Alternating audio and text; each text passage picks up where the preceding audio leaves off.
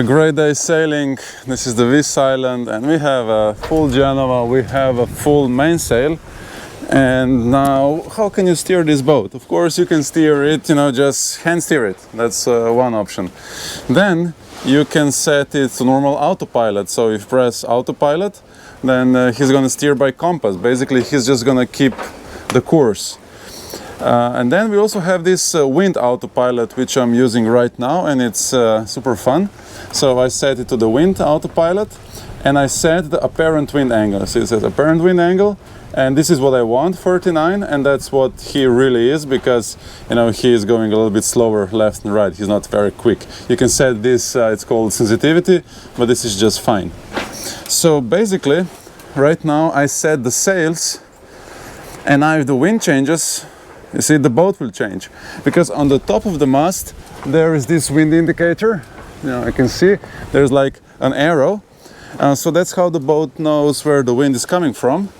And then he also calculates the speed of the boat, and that's how he gets the real wind, because on the top it's actually only the apparent wind, but to get the true wind speed or the true wind direction he has to add or deduct the boat speed. It's just like when you're on the bicycle and not moving, you have one wind. When you start riding a bike, you produce wind. That's the apparent wind.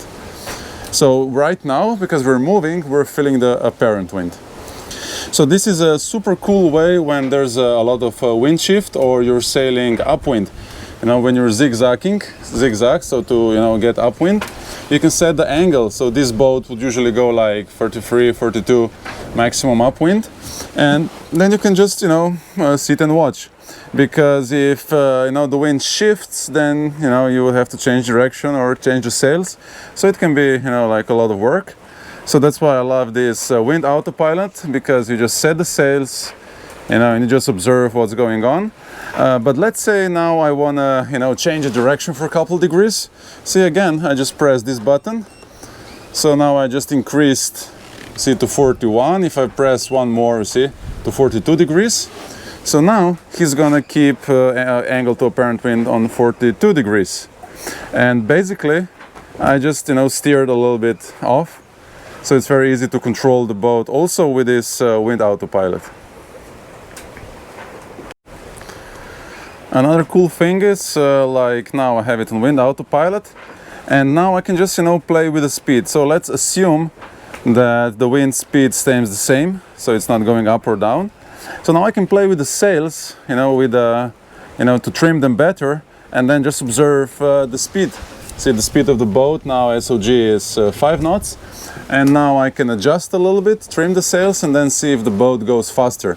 So you see, there's a lot of theory how you should set the sails.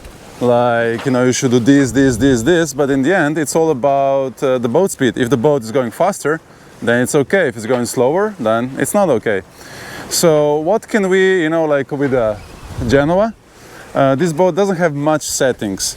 So what you can of course do, this is the sheet, of course, controls the the tension, and this is like what you're mostly using. And then you have these telltales, which are telling you how the wind is going. So right now you can see that the telltales on the top, they're like parallel, which means they're pretty happy. But here, you see, the one on the inside is happy, the one on the outside is not happy, which means we should either go a little bit more upwind, or we should release a little bit, to open the sail, and then we would make, but now they're again kind of happy. So the sail is like set pretty well. Now there's another rope here. So this is the rope. There's a small stopper that just goes through here all the way to the top. And with this rope you control, this like backside of the sail. And it's not for making a shape, it's just like to control the vibration. So you do want to have this loose as much as possible, but so the sail is not vibrating. So if the sail starts, doing this, like on the back, then you would tension this a little bit. It's just like, not to damage the sail. And then we also have this adjustment here. So there's these 4 holes. What are they used for? So if I pull, let's say I move it here, you see there's going to be more pull down than now. You see this angle? This angle is going to change. So I'm gonna produce more force pulling down than pulling here. And then what happens, I'm gonna get a little bit more stomach here, a deeper sail here. And now I'm gonna close the upper part. See, because I'm gonna pull down, the upper part closes more. But here, I'm gonna get a bigger belly. So theoretically, then you wouldn't be able to sail so much upwind, but you would get more power if you're going a little bit offwind. And this is also a great way to control the tails. Now on the racing boats, you see there you have that rail, so you can very easily move, you know, forward and backwards to adjust this angle of the rope. But here you just kind of have to pre-adjust, and we usually don't touch it, but just to know what's used for. Now if we would go more on this one here, then you would, you know, like make less stomach, the more flat sail in this area, and theoretically be able to go more upwind because you can have more sharp angle. But also you would open the sail on the top more. Now this is good when you want to, you know, release a lot of wind. It's very windy and you don't want to have much pressure on the sail. But basically what you want to do is you just want to have the happy telltales. So with adjusting this angle, you can control the telltales. So let's say right now the one on the top is kind of happy, and this one says I have to release. So I could in this case also put it a little bit more, you know, like up. So I would make a deeper sail here, I would get more power. Now this self-tacking, which I'm not the biggest fan of, I'll just have to check quickly if there's any boats. You know, whenever you're doing and you lose concentration on where you're going, you're gonna hit somebody. So you have to go behind the sail, do the 360, and now we can keep talking. So this, the rail, you see, you could theoretically move this stopper here, and then when you're gonna tack, the sail is gonna be, you know, more in. Now, I'll show you on this side. So if I move this stopper more here, now the sail would be here. You can see it would be like, you see, like smaller angle. Now there's a thing, it doesn't really work. I'll have to do some more video on that. But if you put the sail in the middle, it doesn't work because there's this minimum angle that the sails need. So I never touch this. I always keep it like this, all the way out, and I think this is the best for. And then why would you use these stoppers? So let's say you're not sailing, or you're sailing downwind and you have kids flying around, whatever. Now you can move this one, see, all the way here. So there's no danger that this trailer would, you know, unpredictably go left and right if you mess it up, if there's a wind shift, or maybe, you know, kids running around and you can just cut the fingers. Here we have a great example of why you have to make these things happy. You see, it actually came in. So all these ropes, and you see all these ropes for closing the lazy jack, the back, you have to kind of make sure they don't go in, because you can get stuck and then you wouldn't be able to release the main sheet if it's really necessary. So see, I'm just, you know, just do whatever. Like this seems fine. And these things, see, they don't really hold. So you always have to do an extra. Now it's way better, so it doesn't go in. Another thing you always want to do is make sure these guys they always get kind of loose. And also these bolts, so there's one bolt here, one bolt here. And they just kind of tend, especially when you get a new boat, it's all loose. And you do want to double check this all the time. I usually put zip ties, but now somebody removed them. You know, you put the zip tie through here, and then it makes, it cannot rotate, this pin. So always check this, you know, a couple times a year all around the boat. So what can we do with the mainsail? So the controls, of course, we have the main sheet, but also the halyard. So right now you can see that this sail is not tensioned enough. You see the front edge, it's a little bit loose. It's kind of okay, but if I would release, make it even more loose, then you would get this kind of line and you can deform the sail very quickly. So this is like okay, but it should be a little bit more tangent. Now you don't want a tangent when there is a wind, you know. You should turn upwind. or use engines, or release the main sheet a lot so that the sail, you know, is empty, loose, and then you tension the main halyard, because otherwise there's just way too much pressure. Now here on the back of the boat we have this trailer, which is a great thing. It basically controls the angle of the sail, you see? So the boom, and it actually controls this angle to the wind. And the main sheet also has, I mean, the same effect. If you release the main sheet, it will open, but also the boom will go up. So once you release this one, you see the boom goes up, up and out. So it opens and goes up. And that affects the back of the sail. See the back edge of the sail. So then looking from here, we call it a twist. So now the more I pull it down, the less twist I'm gonna get. The sail is more closed and I would get more power. So let's just say there's like some normal winds, like, I don't know, 10 to 15 knots. I just want to have it closed. So right now I could close it more and I would get more power. Now as the wind increases and there's too much wind, you want to release the main sheet so that you open the sail, and there's, you know, much less forces on the boat, on the sails, and much less chances you capsize. So basically it's like on the sailboat, on a monohull, you have a vang, you know, and he controls this you know, twist on the sail. Now on the catamaran, this rope is like mostly should be used to control the twist, and then the angle of the sail should be controlled with moving this trolley trailer left and right. But of course, once you get all the way to the end and you want to open more, then all that's left is the main sheet. Now on the catamarans, like, you know, many racing boats, they also have this, I think it's called outhaul. So it's basically the tension of the sail pulling there. But on these boats it's just fixed. And you would kind of control, you know, the depth of the sail.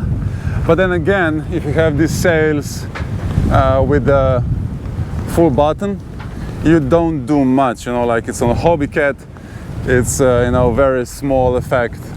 So that's why they just, you know, fix it and nobody touches and everybody's happy. And then of course, when there's too much wind, the main sail can be reefed, which means you put it a little bit down. And that's why all these lines on the back are, and also in the front, because now you put the sail down and tension these lines, which are now going to hold the sail down. So you're going to decrease the sail area, decrease the power, because you don't want to be overpowered, because you're going to either brake or turn the boat around. So very simply, you can go down. So this boat has 3 reefing spots, so you can go down a little bit, even more, or even more. So there's like 3 reefs. It all depends, you know, how much wind there is. Now you can do the same thing with the Genoa. You know, when there's too much wind, you just furl it a little bit. You know, you would just like furl it a little bit, and you see those 2 points. We call it like a reefing, like, so you know, like this would be the third reef, the second reef, how much you furl the sail. But in this case, you can just go by the feeling. You don't have to go to the point, you just go as much as you think it's okay. So when there's too much wind, you just furl the sail a little bit, and then it's going to produce less pressure, and you're going to decrease power, and you'll be able to sail in more winds. Now the furling, you know, once you furl, the shape is never the same, you know, you always lose the shape. So I don't really like it, but of course it's easy, and that's what the cruising boats have right now. Yeah, getting close to this. A great day, not much waves, nice sailing.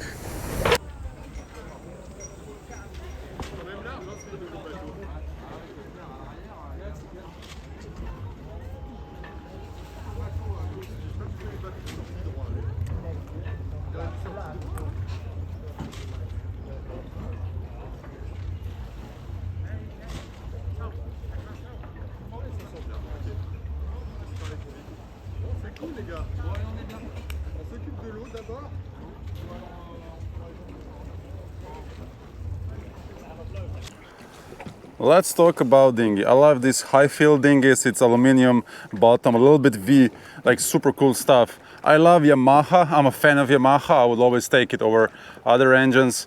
This is electronic injection, so there's no choke, like works like butter. It's a really good stuff. So we don't keep the fuel here. Some people keep the fuel here, and then, you know, just on the sun, the water can get in. So in these boats you have a double floor, which is great because the water stays there, so your feet is dry. This is the plug, you know, to drain the water. So now the hose goes under and comes in here where we have a fuel tank. Now most of the people take a 10 liter, I think that's like kind of standard, but the 20 liter fits in here. And you do want to have a 20 liter because, hey, you need fuel. More fuel, the better fuel. So before we start, you check if there's fuel. There's a gauge. You can also open and check, or just by, you know, looking here. Then you want to open the air. So this is the air, because when the fuel goes out to the engine, if you keep this closed, it's going to either collapse or it's going to stop working. So you have to keep the air open. And this is good because it's in a shade, so it doesn't get hot, and I suggest having it like this. This is the small vent where the air comes in. And then we have, so this is the throttle. So you just by twisting, you give more power. This is the gear. So this is forward, this is neutral. We have a reverse. So whenever you're doing this, you know, you shouldn't have power, but you should put minimum, and then you should, you see, switch. Now this is a safety cord. So you put this on your wrist, and then if you fall in the water, you're gonna pull this off, and the engine is gonna stop. Now I should be using this more often. For some reason I'm not, but well, you should be using it. Then when you want to shut off the engine, you have to press here, this button. It just shuts it off. So just go to the minimum, press this button, and there's two lights. They turn red. It's for oil and temperature. So if there's no light, it's okay. Every engine is different, but if there's something like red lights, that means either oil or temperature is the problem. So this button here adjusts how hard it is to move the engine. So you can like adjust. Now it's harder, firmer for higher speeds. It's good to know. And then you want to keep these guys very tensioned. This is not like super well tensioned. The engine can like twist, fall in the water, happens many times. Then we have the oars. Always bring the oars because the engines fail, and always bring the anchor. So we have an anchor and the line. It's like the umbrella anchor. We just, you know, opens and closes, and it's really good to have, not just for the emergency. You know, let's say you're out there, your engine fails and you're gonna drift.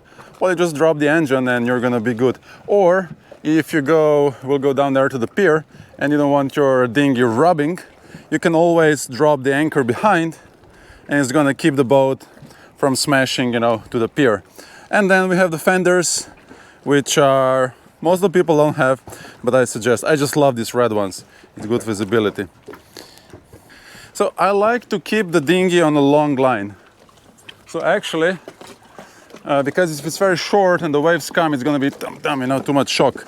And what we have is, so these are the things when we lift it up, and I always have carabine. So see, I just do this in the water. It's very easy, and it's not gonna, you know, disattach. Now, when I go into the dinghy, I very trust this engine, so sometimes I just jump in and start, but that's what you shouldn't do. So what I do is unclip it, I put it here,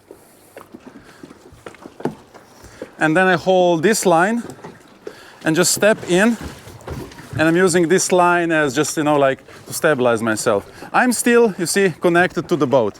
And because this is really good engine, all I have to do is, you know, with other engines you'll have to be clipped, you know, and start them. I always attach this here, so you don't want to get it in the propeller. So the distance, you see, we cut it so it cannot go in the propeller even if it falls in the water. But, you know, you just clip it here. So easy. I'm gonna go now reverse, and I can go neutral. So when I want to get, you know, to pick up the boat to people here, what I do is I go at the sharp angle. See, all this stand-up paddle is in the way. I have my engine running now, so the best way is to use this rope, you know, as a balance. So all you do is you just step in. You see, I'm using this, super easy. I clip this here. The engine is already running. So I'm gonna show you now how to pick up people sideways. So the best method is you want to cap at the sharp angle, and just before hitting, you turn the engine, go neutral, see, you come here, and then you hold the boat. So let's do this again.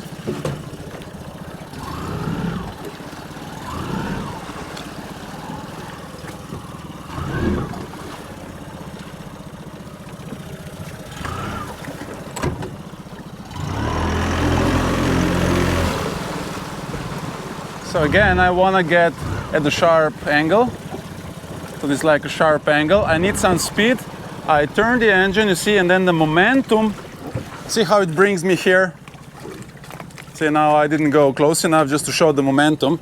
But now I'm gonna like go even faster to show how the momentum brings me next to the boat.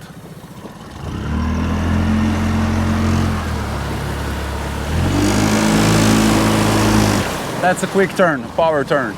So the more speed I have, the more momentum it's gonna, you know, bring me. So I go now with a lot of speed. You see, I turn. You see how I get close to the boat? It's so easy. Now, the mistakes. So what people do is, I'll do another power turn. When you do power turn, make sure the engine is well fixed, because it can fall off. So you just do a lot of power and twist. It's a good method. So what people do is they would usually come at like the angle, you know, too steep, and they have a lot of speed, you see, and you're going like this, and then okay, this time I'm lucky, but still the boat is going, so I have to pull it back. So that's why it's much better to go like at a sharp angle and turn. Now there's another way of picking persons from the boat.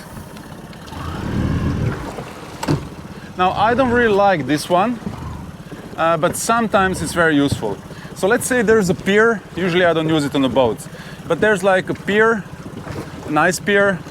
You see, you can come very slowly. Now I put the boat in a gear, it's in a gear, and by turning, you see, engine left and right, I keep the boat pushing to the pier or to the boat. I don't like it because it can get scratched, but it's, you know, like one of the methods. Now what you can do, let's say there's a pier, you can board people like this. So you're here and people board this way, and you're controlling the boat, and still they can use your shoulder as the balance. So now, when you use the gear, you shouldn't have, you know, throttle on. It's not gonna work. So it should be off. I put reverse. I can drive the boat reverse. You see, it's just fine. You see, left, right. I can go to the neutral, and then I can put in a gear, and I put a little bit of throttle. Now this throttle doesn't go back like on the engine. See, when I put throttle, it keeps going, so it doesn't go back. It's good to know. And then I'm just, you know, driving the boat. Now there's a lot about the balance of the boat, where to put people. Because if you put all the people forward, the boat is not gonna have a good trim. If you put all the people backwards, the boat's gonna go like this. So you have to find a good trim. It does matter. Let's say if there's a lot of chop, you can put all the people behind so that the bow goes up, and then there's gonna be less spray. Or if you're just two persons, you wanna have one person forward, so that when you start planing, you would plane much faster. So the weight distribution does matter quite a lot. Sometimes, you see, I use this, but when I'm docking, you know, like close to, sometimes I just hold here. So this engine is kind of cool. This is strong enough, but still be gentle.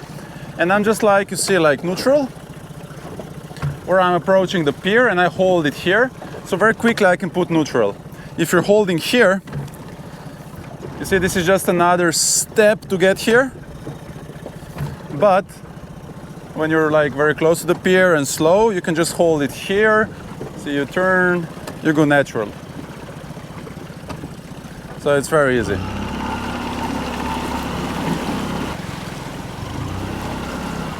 Okay, so now we're coming into the boat. See, I'm holding here. I twist. We drift in. I hold. Oh, it got stuck a little bit. So it's all about going in and then drifting in. And now you can exit using the shoulder. Very good. Now, this boat has a really good system, so let's shut off the engine. So you just press this button. So it has a really good system for putting out. So we made these clips. Not everybody has these clips, so well done. And one here. So I just clip the boat. And then there's a winch and a bottom. This is the safety, so I want to close this first. And then just by pressing this, you see, the boat goes out of the water. Now be careful. You see here, these lines, when there's a lot of waves, many times they would get stuck around the engine or something, and then you lift up and you brake. So make sure all the lines are going nicely. And then, you know, we could just keep going up, but no, we don't need. We need a dinghy in the water, so I'll open the safety, put it back in the water. Okay. And now I'm gonna board from that side. It's just easier. You can film from here. Wait. So then I just pull the boat. I step in using this. I unhook. Here. I take my painter, clip together. I go out. See, it's very easy. Now there is another cool way. So let's do all over again. Engine is not running, so I go here. I go here. Start the engine. Make sure the painter is clipped. And now I'm gonna do the fancy way of docking. So now I take the painter, the carabine off. I keep it in my hand. Put this out. Now I'm approaching the boat with the speed. See, I have a lot of speed. Now I turn off the engine. I step forward. I push the boat away. See, and all I have to do is just clip it somewhere and you're good to go. So that was using the momentum. So I was driving in. I have enough speed so I can just turn the engine off and step off like a boss, clip, and that's all I have to do. And then you push it away because you don't want to crash like a dummy. But just before you crash, you push it away, just right, and then you step.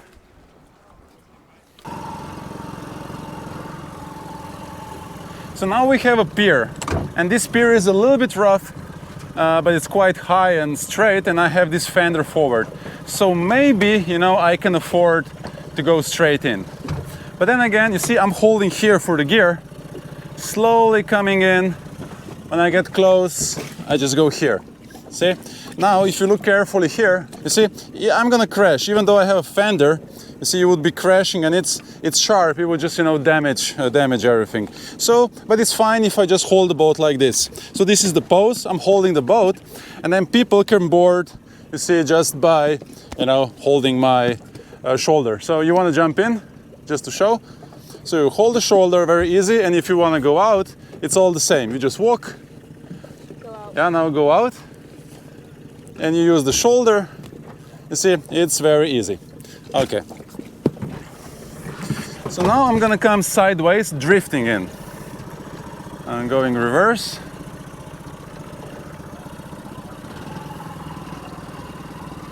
So it's very good because I have these fenders and, you know, I can use more speed. So now, you see, I have a very sharp angle.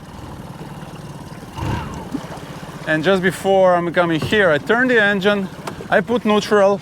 You see the boat forgot this one. The boat automatically drifts in. And then you're again in a good position and people can board by using a shoulder. Okay, you show. So it's very easy, you grab a shoulder, you go in, and the same to go out. Grab a shoulder and you go out. And when you want to go out, you just push away. So I'll do it again. I'm gonna go with a little bit more speed now. So I'm gonna come, you know, too fast. This is too fast. See, I have a lot of speed. I turn, I go neutral. You see how the boat is going this direction? So the speed gives momentum, and once I turn, I just slide in. And then you just have to get used to controlling this slide, and this is just the best way to do it. Now, if I want to go out here solo, I would do the same as I did earlier on the boat. So I take off the rope, the carabine.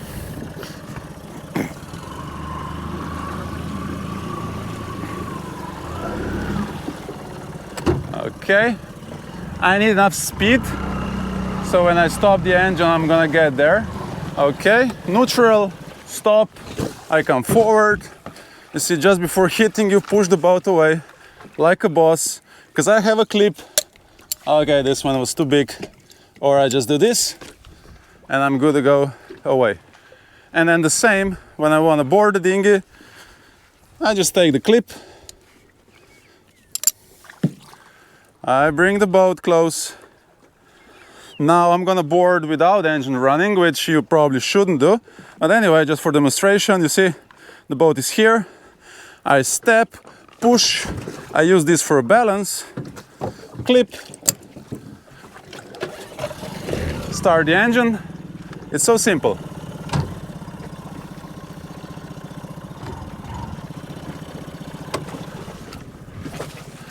Okay. Good job. So the ropes, ropes on the boat, some should be stretchy, like this ones, they should be stretchy, because this is the line you put ashore, like for docking, and then it should be a little bit stretchy, so like it takes off, the pressure.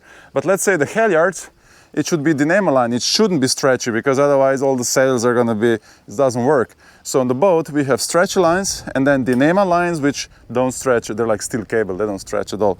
Now what do you do with these lines? You just coil them. So there's many ways. I'll show you how I do. So I just do, see, like these nice loops. It kind of looks nice. I see there's many methods. Every captain has its own. It's kind of like this one. And then once I go here, and like you must go across. You see, this is the critical point that you cross. If you go like, if you don't cross, everything's gonna fall apart. So this is the key point. Cross and then keep it tight. Do a couple, the more the better, and then pull it through. See? And now this rope is good. So I can throw it, I can pick it up. It doesn't fall apart, that's important. Some people coil and then put it on the floor, and then once you lift, everything is like this. You lift and everything falls apart. Terrible. This one, it's never gonna happen. And then, you see, I just usually hang them somewhere, just like this, but never in front of the boat, you see? If you do this, it's gonna fall one day, get in the propeller. So I usually just hang them on the back of the boat, and when they're wet, you just don't wanna put them in any storage, because now they're gonna mold. So you should dry them out. So we usually just keep them hanging out on the back, because we use them regularly, they get wet all the time, just dry out, although they're on the sun, but they're good for many years, even if we keep them on the sun. So the knot I use to hang it is like, just like a fender knot, you see? It's this knot, nothing special. And then I was thinking, you see, like a new system. So that's another line. And I just like done this for the first time, and I kind of like it. So you can go like this. So I start one a little bit longer, one a little bit shorter, and I just start coiling double. I just figured out this today. It's actually, twice as fast. See how cool is this? See? And then I take the longer part, and I just do the same. I have to cross here. See, this is the key thing. Okay, I should have a little bit more line, but it's gonna be okay. And then I go through. See? It was as fast as this one. I mean, it was double the fast, twice as fast. And you see, it looks just the same. Maybe this one looks even nicer. And then there's another good trick. So let's say, see this rope? This is the sheet for the code 0. And so once you nicely coil it, which I have just shown, see? I have to put it somewhere. I cannot really remove it. I don't want it to fall in the water. So I do this trick, see? I go across and I pull it under. See this? This is so good. This is like never ever gonna fall in the water, and you can leave it in front because it's not gonna get in propeller. Like no way, if you've done it correctly. Well, there's always a way, but this is a great method. Now, see this, we call it Ypsilon. I think people call it bridle. Call it Ypsilon. See, once I pull it out, I just hook this here, pull the other end, and I basically do the same knot. It's like the fender knot, or the one I use for the ropes. You see, I go over, and although it looks like a mess, but it's basically the same knot, but it's just like done with 2 ropes. And the same then here is the same. You see, it's like what I do is I do kind of a fender knot, but I go with, see, I have a line like this, or in the middle, and I do all the same. You see, it's like same as the fender knot, you see? But then, when you go on the like thicker, it's not a thin wire, but you know, it's thicker, always do, you know, like the safety, you know, for some reason, because that's what I do with the fenders. See, like this is this fat fender. I love these fenders because when they're in between the boats, you know, they roll.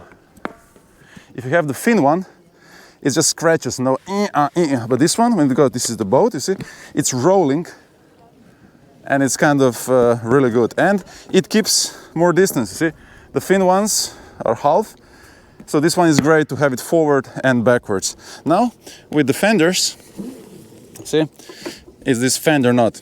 I don't know the English word, but anyway, you'll see.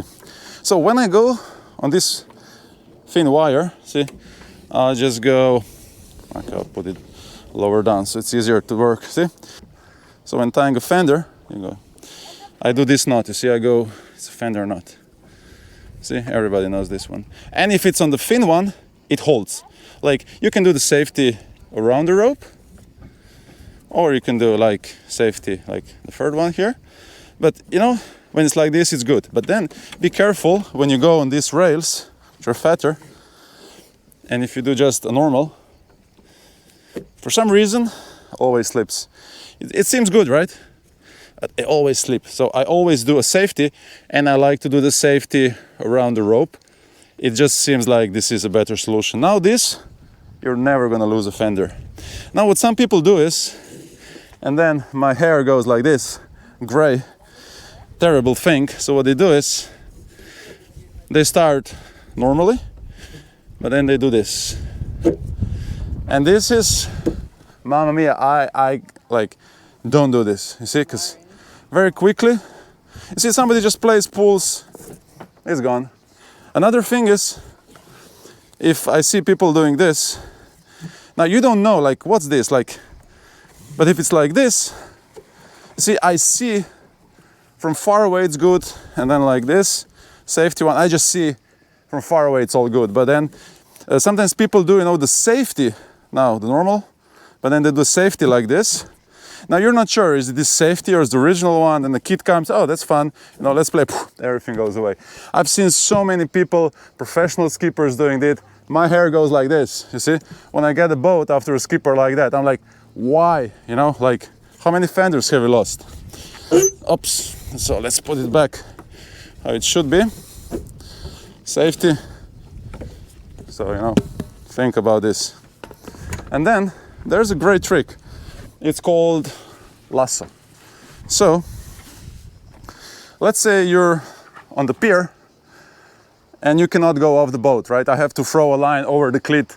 So now I'm on the boat, this is C, and this small cleat is gonna be the cleat. So you start by doing very big loops, and you have to do very nicely. As nicer it is, the nicer it is, the easier it is. Okay? And then, of course, one end has to be connected to the cleat of the boat. So I'll do this something quickly. Anyway, so now, so this is the boat, that's the pier, and I put this double, hold this end, maybe like this. Now, watch carefully what's gonna happen on that cleat. I have a line ready now, and I have to swing. So I don't do just this, doesn't go. See, I do a swing slowly, and then I throw and open, okay? It's not just this. So, tangle a little bit. See, I go backwards, nice swing, and I just throw it over. See, so easy. I pull, and then I can tie it on my boat. It's like, it's so easy. It's the best method ever. And you should learn this because it's so helpful, you know? You don't have to jump off the boat, maybe the pier is low and maybe nobody's helping you. This is lasso, the best ever, you know, thing. How to tie a rope to the boat. So this is the cleat and I have a rope. Now many people do this and just do a bowline, see? It's like, it's okay, you know, it's like most of the people will do that. It's all fine, it's gonna hold. It's not my preferred one. I would maybe do this when I dock the boat for the winter, but not for daily use. So never do like this. See, now the pressure is here and it's a big leverage. If you do this, it has to be like this, okay? So the leverage is here and not here breaking the cleat. So this is very dangerous to break. Now what's the problem with these knots? Let's say I'm leaving the marina and the rope on the pier, you know, gets stuck. You see, it's stuck somewhere. I cannot pull. Now, I cannot release this one because everything gets under tension. You see, I cannot put it down, and this knot is going to be too much because the rope is going to be stretched. I'm trying to leave the marina, and you need a knife. See, you're in trouble. So that's why I don't like this one. This is the biggest thing. Now, some people then would do a round. You see, thinking, oh, it's so easy. You see. And then if there's a problem, I can put it off. Okay, it is easy, but when there's a lot of pressure, again, are you gonna be able to like pull it off? Maybe not. Now, there's another method, and this is like the worst one. This is where my hair goes gray. So people do this, and usually the guys are very proud when they're doing this, and like, hey, I'll show you how it's done. You look at this, magic, see? Look at this, look at this. I go through, I go around, wow. You see this? That's how the real pros do it. Like, please don't do this, you know, it's, I mean, you can do it for the winter, but again, the same problem, you see, you won't be able to release when it's needed. It looks really good. And it's usually something that the experienced skipper will show you, like, hey, this is so cool, and how did you do it? Don't do this. I mean, it's okay for the winter, but not for daily usage. So, how to do it? How I do it? I always tie a rope to the cleat. I have to go from this side, and I go like this, and I go like this. See how nicely it looks? And on this boat, so you have always to think the thickness of the rope, how big the cleat is. For this boat particularly, this is great. Like, it's always gonna hold. Now, there's a couple of tricks. You see, it should be in this direction. But if I tied it like this and I'm gonna pull that direction, see, it's not the same. This is not the same as this. Let's go again, okay? So now let's say the rope is gonna be from that direction. Again, you see, I'm gonna go from this side, across, and do this. See, this is okay. And always leave enough of this rope, you know, hanging. Now this is good, okay? But what you don't wanna do is to go like this and then immediately up. You see? If you do this, now the pressure of pulling to the cleat is high. So that's why, if you noticed, I always go around. It doesn't have to be all the way, but it has to be this much, and then you go zigzag, you see? Because now the center of effort is low. But if I go directly up, which many people do, you see now, the rope goes high up, see? Like this, and now the center effort is this much higher, and your cleat might break, you know, sideways. So that's why I don't do that.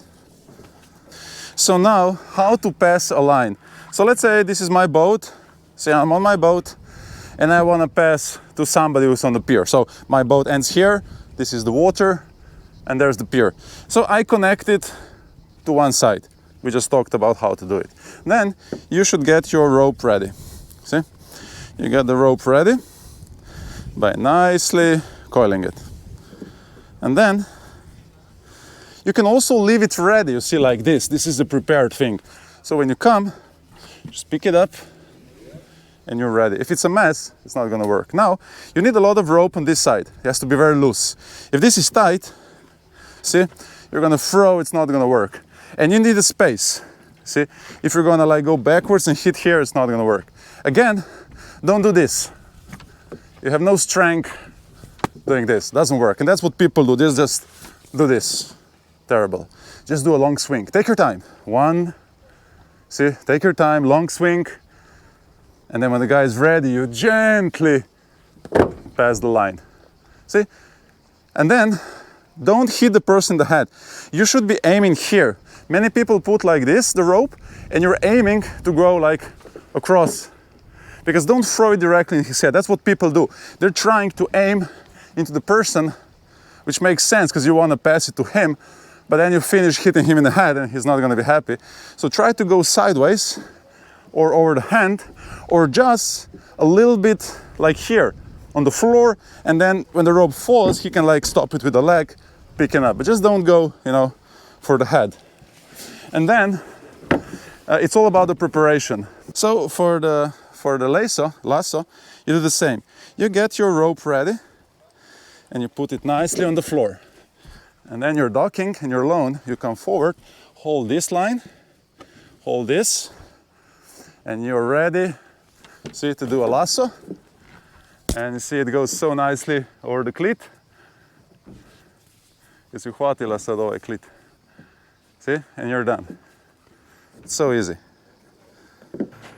We are again docked together on the buoy, tied to the buoy. So there's this block, a big heavy concrete block, then the rope goes, and we're connected just to our boat, you see, just our boat. And so because I have it on this clit, oh, there's some big waves coming. Mamma mia, that's not good. Or luckily there's plenty of fenders. Mamma mia. But you see, we survived pretty well because we had loads of fenders. Mamma mia. Had to be one crazy guy with a huge yacht. But anyway, it worked out well, so just another proof that we've done it very well. So if like now this line would be too short, we would probably break something. And the same goes for the line in the back. So that's why the key thing is that these spring lines have to take, you know, the load. Now this boat wants to go backwards, right? Because only our boat is connected to the buoy. See, with this rope here on the clit. Now, if this boat would be on the other side, see, it won't make sense because we would like turn. So now we put it on this side, so like that this buoy rope is centered, right? Makes more sense. Now this is good for low winds. See, there's no winds. Once they pick up, we're gonna leave anyway.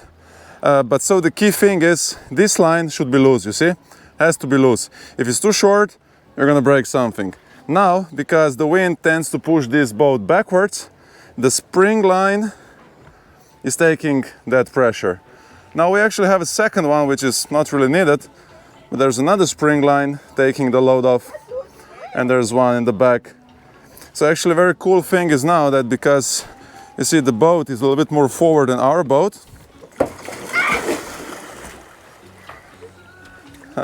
so because this line, see, it has this angle, it's actually preventing this boat from going forward.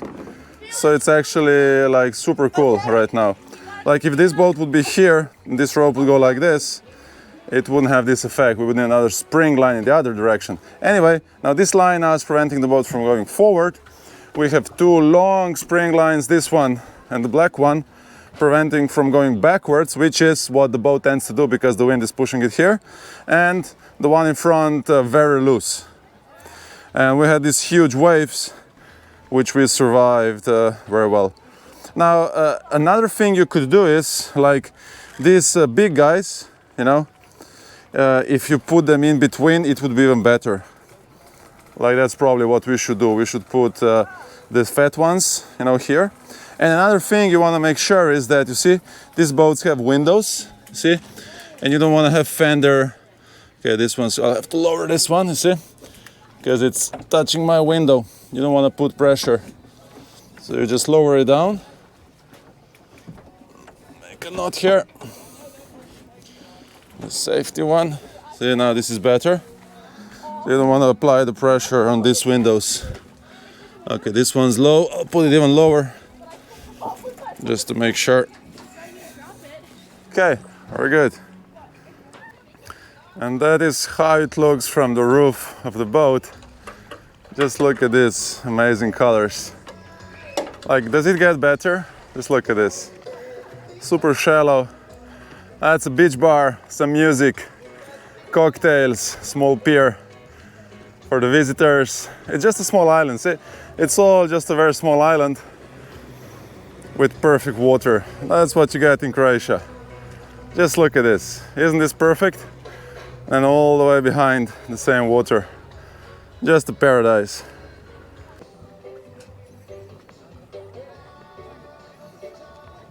These clouds are a great example how the storm develops. You see, it's going up, and then you get this top shape, which is like a storm cloud. It's so nice. Just another perfect anchorage again. Look at this water. We anchored here for a swim. The day winds are gonna come up and then we're gonna sail. Great winds today. Sea urchin went in, so now we're using a needle and we're slowly gonna dig this. Here is, this is for you. So just this is. I mean, I love it. Just empty it. Alright, that's enough. I'm just kidding. Like for each one you get out, you get another shot. But these don't hurt. Just this one. Yeah, so now just like play with this and then we're gonna use this thing. This is like a very Tweezers. sophisticated machine. Tweezers. Tweezers, and you're gonna like play with these Yeah, things I can and get then that. and It'll be alright. yeah, you're not gonna die. But that's how it is. Annoyance. So these sea urchins, just don't step on them. They're not gonna step on you. Just avoid them. They're Say, don't wear Just- flip-flops in the water. yeah, that's why I have Crocs. I had this in my Yeah, my foot exactly. slipped. Everybody makes fun of my No, Crocs. I have better shoes. I just didn't wear them. That's exactly. Wear good shoes. So does it hurt? Like it's annoying. Annoying, like a splinter. It's like exactly like a Like splinter. A sliver or splinter, yeah. But it's alright. It'll be alright. Just drink. So we're about to lift the sails up, and what we're gonna do is, we can see here we have around 11 knots of true wind speed, and it's like relatively calm. So the first thing I want to do, I want to point the boat upwind. So what we're going to do now is the easiest way to lift the sail. So what I do is I put autopilot, I go on wind autopilot, and I make 5 degrees green. Wrong way. Okay.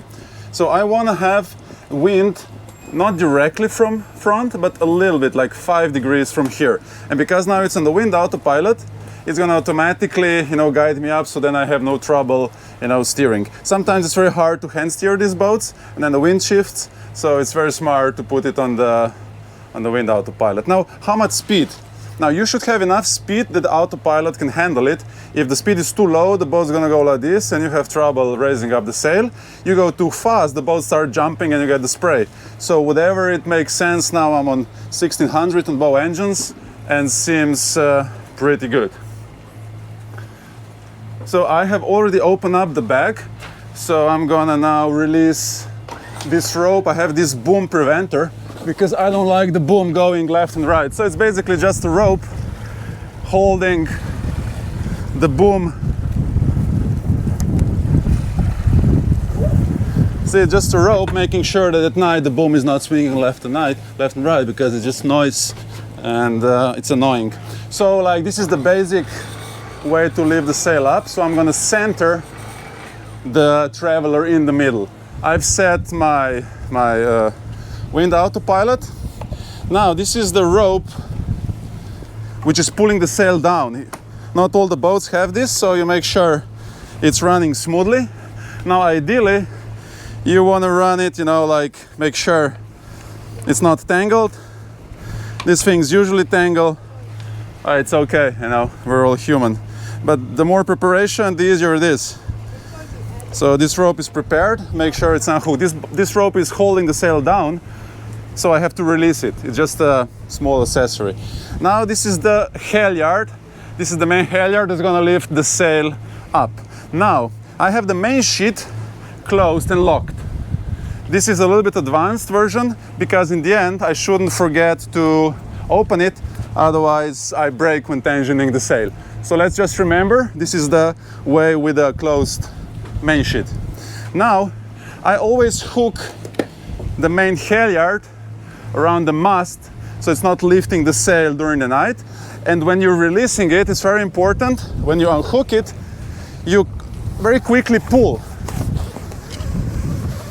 If you don't pull, it might get hooked around the spreaders and then you're gonna have a problem. It happens sometimes, it's kind of annoying to unhook it. So now I check that the boat is heading as it is. I usually start with hand. Now, I keep the stopper open because there's much less friction, although I could close it because you can pull. It's like one way you can pull. I check there's no boats, very important because I'm going to be concentrating on all this area. It's very clear with not much waves. Now, the problem can be the buttons. So we have this gray stuff and I have to make sure that the buttons go in between. So that's why I go just with the hand and I'm still releasing this one, make sure it goes nicely. Okay, so looking at these buttons, okay, it's going nicely. Okay, the second one is through, the third one is not making trouble, and that's okay. Now the third one making a little trouble. See, that's why it's good to have it in the hand for the first distance, because I can just release, unhook and pull. Then once all of the three are through, I can put it on the winch. Now I can close the stopper for the main halyard for the safety reason. Now, it's very important that the sail goes on the left side of the boom lift. Now the boom lift is the rope holding the boom up. If you go sail on the right side, on the top it's gonna cross the ropes, so it's not good. So that's why we make 5 degrees green. 5 degrees from here the wind, to make sure that the sail goes on this side. So this is the trick. I'm gonna use now electric winch, with the other hand making sure this rope is going out nicely. And I'm watching the buttons.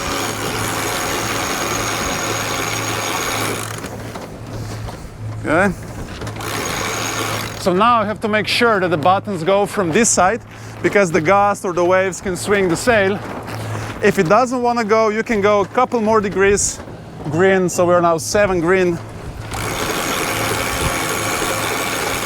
And if we wouldn't have locked the main sheet, you know, the boom would move, so it would be harder to do. So that's why that's a good trick to keep the main sheet tensioned. Okay, all looking good.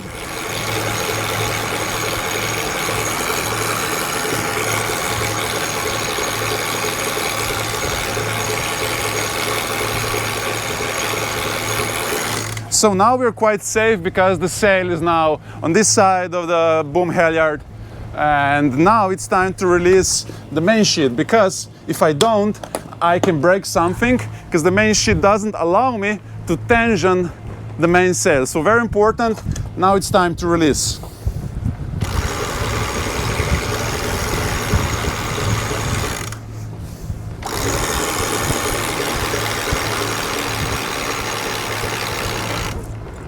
Now I go very gently. This is the, see these problems?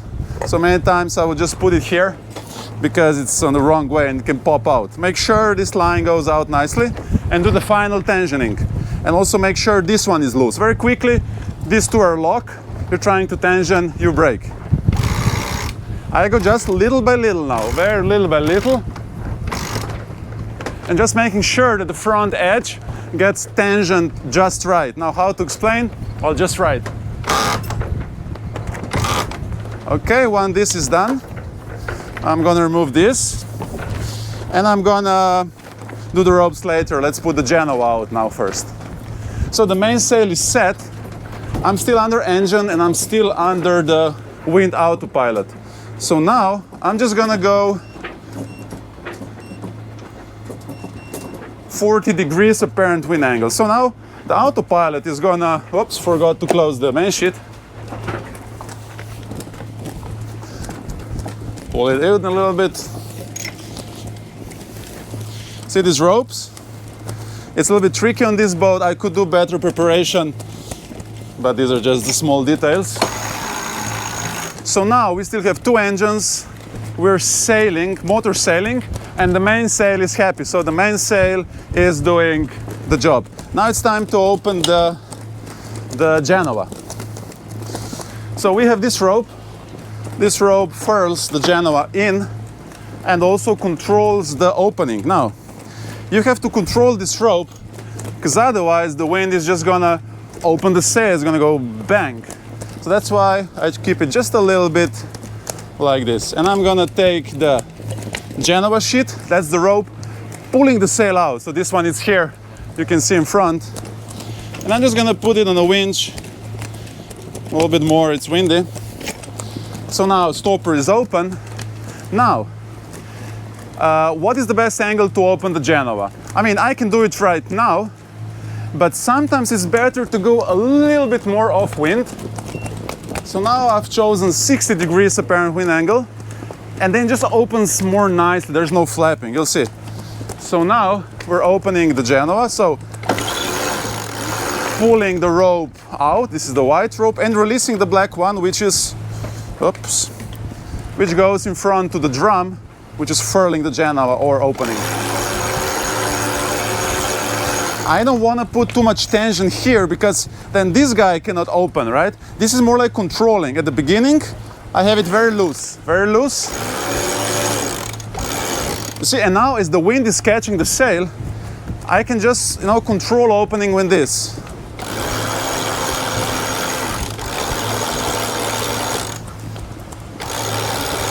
You see, it was super easy, smooth because I went off wind a little bit. Now, very important, close the stopper. Give a little bit gentle pressure because otherwise in the drum, the rope can be loose, fall out, get stuck, and you won't see it, it'll break something. I will put all the ropes, coil them later. This one here. And now we're basically sailing. So now it's time, to put the engines neutral. And now slowly, because we want to go upwind, now we're slowly going to climb out, which means we will have to tension the main sheet. You can get this one ready. And on this winch, I already have the Genoa sheet. So,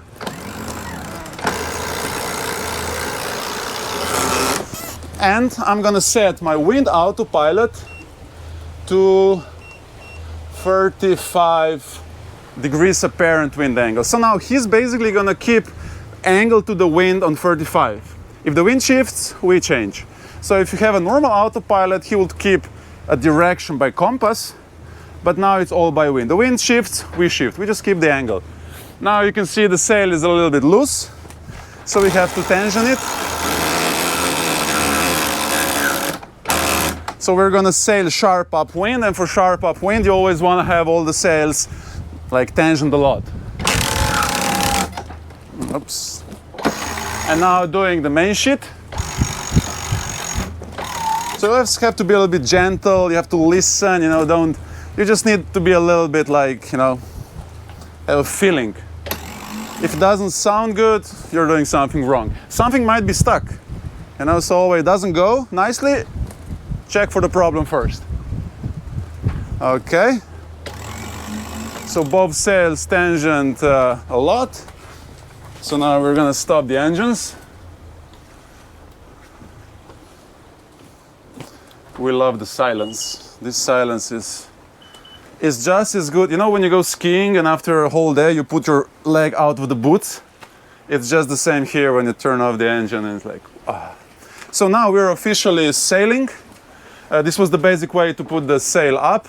They see you and they don't care. They're big enough. So now we're sailing, and what can we do? Well, we have to watch other boats. There's one coming, and once it starts moving, that means you see it. We have a big ferry there, but they go 20 knots, so we're safe, so it's getting a little bit busy. Never forget to look around. Now, you see this is the blind spot, so you will have to step here and check, because many times the boat comes just from this dead angle, and always turn your head around. You see, you never know where something is coming from behind. So what can we do now? Now, because we want to get up there, we're sailing upwind. Everybody knows you cannot sail upwind, and we have to get up here. This is where the wind is coming from. So we'll have to zigzag. So you go a little bit left, a little bit right. You'll see later on the map how it looks. Now the question is, what is the best angle? You see, the catamarans, should you go very sharp, slow, and like the shortcut? Or should you go a little bit off wind, have more speed, but do a longer way? So what's better? Luckily, we have this VMG. And VMG calculates our speed directly upwind. It's velocity made good. Now, all we have to think now is this number and to make it as big as possible. So right now we're on 34 degrees apparent wind angle. And it's on the wind autopilot. So let's just for fun, let's put it even sharper. So let's go 30. And now let's observe what this is gonna do.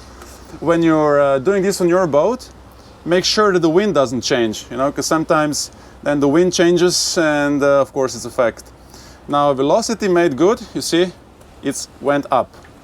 Now we are going more sharp, which means we're gonna go slower. Now the speed is like 4.6, 4.7, but our speed upwind is this.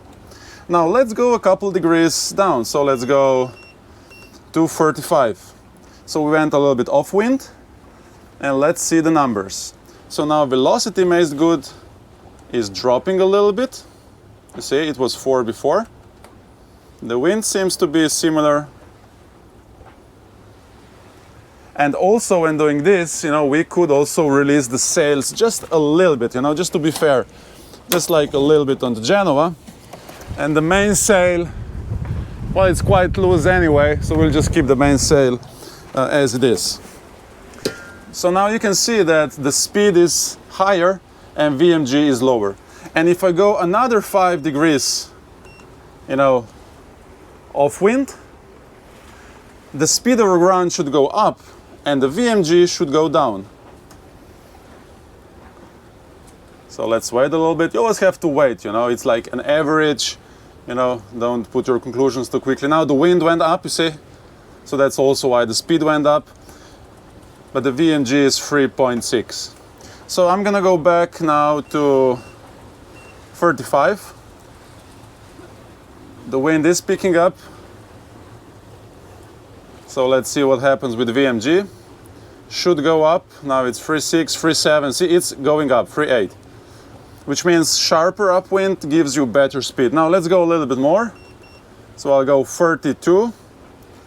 Let's see what the VMG is gonna do. I'm gonna just tension a little bit, the Genoa. You should always adjust the sails also, not just change the angle, but trim the sails to be, the best trimmed for that angle. And you can see the VMG. Okay, we have now a lot of waves from the ferry, so it's not a fair fight. Let's wait a little bit. The wind went down a little bit. See, our speed dropped, but that's because of the waves. So that's why the VMG we're doing right now, see, it also depends from the waves. Because if you go like sharp upwind, you go more directly on the waves and the boat's gonna stop more. So probably sometimes, it's faster to go a little bit off wind, but that's why the VMG is. You have to learn your boat. So now it just seems everything is messed up a little bit. Let's wait until the boat, okay, now it's 3.7, the wind dropped. So let's go back to 35. And you have these two numbers. This is what I want, 35, and this is what it is, because he's messing up a little bit, the autopilot. So let's see, the VMG, 3.7, 3.6. Anyway, it seems to be dropping. But let's give it a little bit time, because the boat, sometimes hits the wave and then stops, or autopilot messes it up.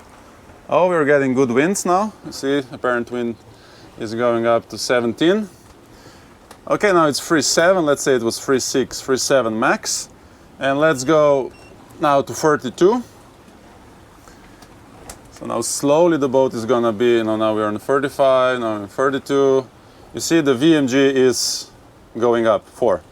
So it's pretty obvious, and it's the same from my experience, that with this catamaran, it's the best to go sharp upwind, slow, and just do, the shortest way possible. You're gonna hear many people know the catamarans, they have to have speed and go fast, and have a longer way, and you're gonna reach your destination upwind faster.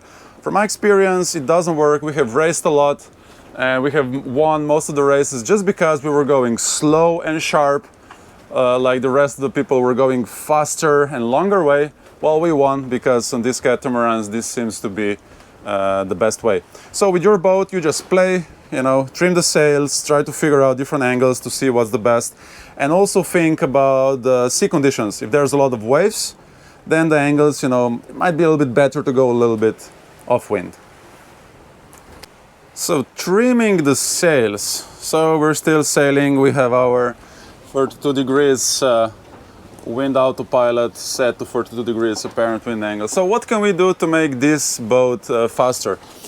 So let's see what we could adjust. There's one rope which usually nobody knows what's for, and this is tensioning the back side, just the back edge. It doesn't do much. It's mostly to prevent from the sail doing this. So you want to have this one released as much as possible. Just tension just enough so the sail is not flapping, and just because it would wear it out. Then we have this is the main the jib sheet. So this is control. This is the main control. And then here we have a couple of these holes, and by changing the hole here, you change the angle of the jib sheet. So if you put here, it's gonna pull more down, which means the belly is gonna be bigger, and you're gonna pull the back edge more, and you can control the shape of the upper part. Like maybe close it more. Now, if you're gonna pull it all the way down, you're gonna pull more pressure here, so the sail is gonna get flatter here, but then the upper part is gonna open more, which could be very useful when you have a lot of wind and you just want to spill some wind, to put less pressure on the boat. And then this is called self-tacking rail, which just, self-tacks. When you turn, it just go across. Now, so you have these stoppers. So you can move this, and some people think that, you could put this thing all the way here, just to have, more sharp angle. Now, it doesn't work because the sail needs, this minimum angle, and even if you put it in the middle, it's not gonna work. I can show you, but it doesn't work. So why this is for is to move it across to make sure the sail is locked. Let's say somebody's walking here, just like me, kids are playing, they put your feet here, and the sail goes across. So this is mostly safety. So you could take this guy, put it here, and then this is locked. It's very useful when you're sailing downwind, when these sails, sometimes just go across or the wind changes. So this is mostly safety, but you want to keep, when sailing upwind here, you don't want to move it all the way in because it just doesn't happen. Now, using this, the jib sheet, we control the telltales. So you have these two blue things. Ideally, they would be parallel. Now, one is on this side, one is on the other side. Usually you have two colors. They're both blue here. So it's like outer and inner one. Now, depending which one does trouble, you have to adjust direction or adjust the tension of the jib sheet.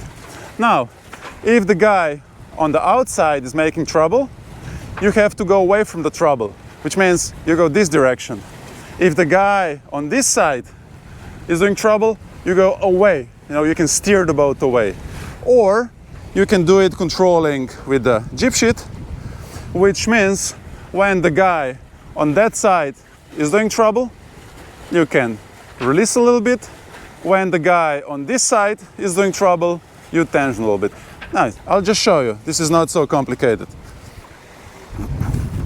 So we had a good sail, and now I'm just gonna release to make it not happy. So release, and then we'll see very quickly why it's not good. See, you can see this front edge is kind of empty. You see, it's not catching the, we're still sailing, but you can see that it's not a happy sail. The front edge is kind of, backing. And you can see that tail on the outer side is happy. The one on the inside is not happy. So, to fix this, we can either steer or tension this rope. So let's just try steer. So I'll go 20 degrees here. So I have a rudder limit because once I released the Genoa, the boat was not in the balance, so the mainsail pushed the boat upwind, and because this autopilot is kind of sleepy, he didn't react quickly, so went too much upwind. But we're back on track, okay? So the boat is coming back, and let's look at our telltales. So you can see the sail is nice and full. Telltales are kind of parallel, more or less. We went a little bit too much off wind, so let's fix this so we can go more upwind until we get them happy. See, I'm watching that telltale on the outer side. Hope you see it through this dirty window. Ah, see? And now it's getting better because I went with autopilot more upwind. It's still not happy. I'll go another 5 degrees until the telltales stay parallel. Okay, now it's pretty good. Let's look from here. Yeah, it's not perfect, but you see they're parallel, so it's pretty good. So now I'm gonna go back because now we're on 40 apparent wind angle, and because we want to go upwind, that's not good. So I'll go back to my 34 degrees. And as the boat is going, the sail probably is not going to be happy. So let's observe. The boat is slowly going to go upwind. You see the guy, the telltale on this side, is like slowly getting not happy. And that's because, we're going upwind. Now, we're going to fix this. Earlier we were fixing it by changing the direction, but now I'm going to change it by pulling the Genoa sheet. So what I'm going to do, look at the telltale, and I'm going to use, press the winch, and let's see what happens. You see, we tensioned the jib sheet, and the telltales are happy. I'll go a little bit more. A lot of pressure. And I'm also gonna go back a little bit more upwind, like 33, because that seemed to be a sweet spot for today. Also, sometimes, you see, depending on which tack, if you have sails on the left side, these numbers might be different than on the other side, because, see, this guy who tells you where the wind is coming from is on the top of the mast. There's like an indicator, and many times they're just bent or off. So, which means that right now the 33 degrees apparent wind angle is good, but then when I tack, it might be a little bit different. And it's just because the guy on the top is, showing a little bit off. VMG 4.1, so everything seems very good. The sail is happy. So what can we do with the mainsail? So mostly we have two controls. See, one control is from here with this button, and you're basically changing, this traveler left and right. Now let's go here to see what this thing does. So if you move this traveler there, you're gonna open the sail. You see, you're gonna increase the wind angle. The wind is coming from there, so this is controlling how much the sail opens, the boom opens. It's controlling the angle to the wind. Now, by using the main sheet, you're also controlling the angle to the wind, plus you are controlling the twist on the top. It's how much the top of the sail is open. Now in the light winds, you want to close it. In very strong winds, you want to have that twist because you put less pressure on the boat Like instead of reefing, you know, you can just release this a little bit, so the sail will open. So now let's take a look how this works. So first, this is the main sheet. You can see through here. I'm just like gonna, I forgot to open the stopper. Okay. So I'm now releasing. See, the rope is going out. The boat will slow down. But let's take the shape of the sail on the top. Not sure you can see it from here. Maybe from this angle. Yeah, here you can see on the top it's like twisted out. The upper part is, you know, like more open than the lower part. So now we are going to be slower in these conditions, but also we're putting much less pressure. So in a very strong wind, you can do this trick to depower the sail. So now I'm going to tension this back, and we can also observe the speed of the boat. So now the speed is. Now the speed has dropped. We were over 5 earlier, so it's 4.8. And now, as I'm going to be tensioning this, we can observe the speed. So speed over ground 4.7. See, I'm tensioning. It always takes time.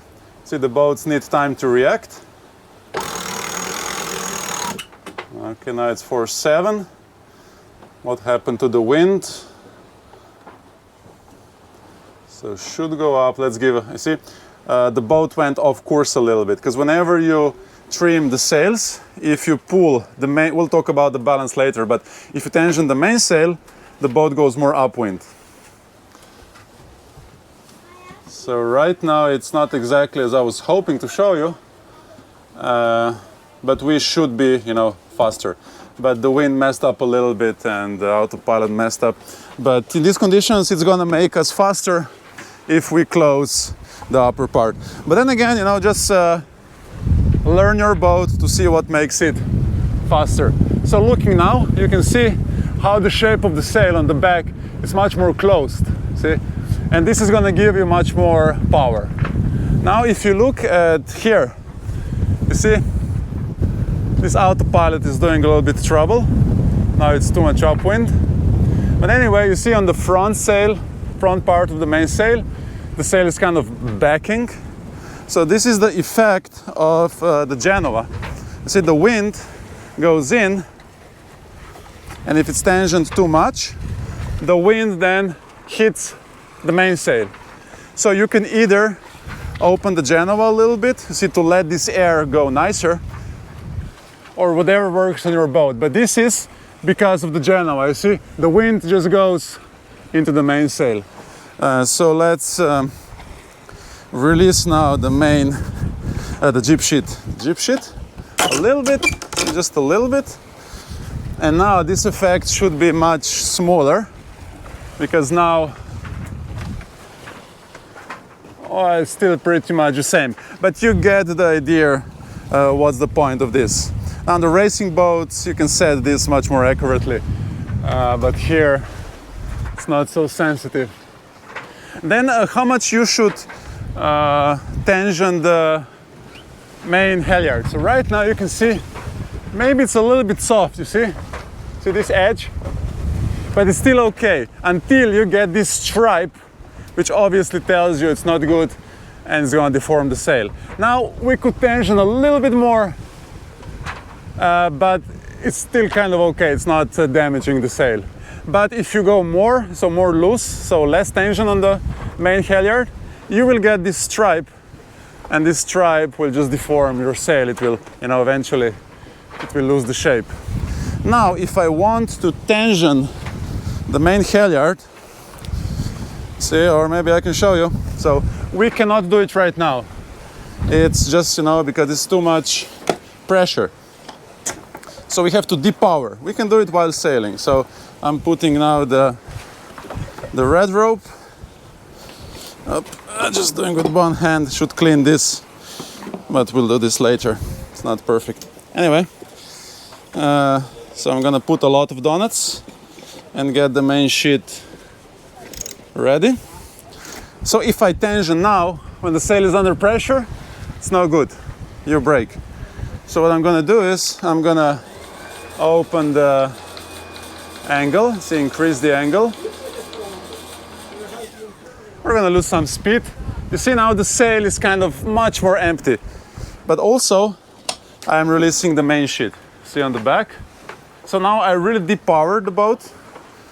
See, there's not much pressure. You will notice on the speed. See, the speed dropped or will drop. And the sail, you see, it's very loose. So now I can gently, very gently, you know, still out of pressure, just a little bit. You see? Okay.